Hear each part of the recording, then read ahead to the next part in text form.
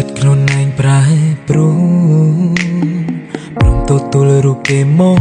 គិតថងពីមុនមិនដែលមានគេក្នុងចិត្តរឿងជីវិតត្រូវបើកទំព័រមួយថ្មីចែងបារម្ភសុខទុក្ខគ្រប់ពេលគ្រប់វេលាសែនវេទនាក្នុងចិត្តពេលគេឃ្លាតឆ្ងាយហាមខ្លួនឯងកុំឲ្យនៅគិតនៅរិតតែខ្វល់ខ្វាយត្រឡប់ក្រោយក៏គង់មិនអាចធ្វើបានលួចយំម្នាក់ឯងសាកសួរខ្លួនឯងតើហើយអ្វីទើបចិត្តខ្ញុំខុសប្លែកពីមុនទុនជ្រាយ៉ាងនេះ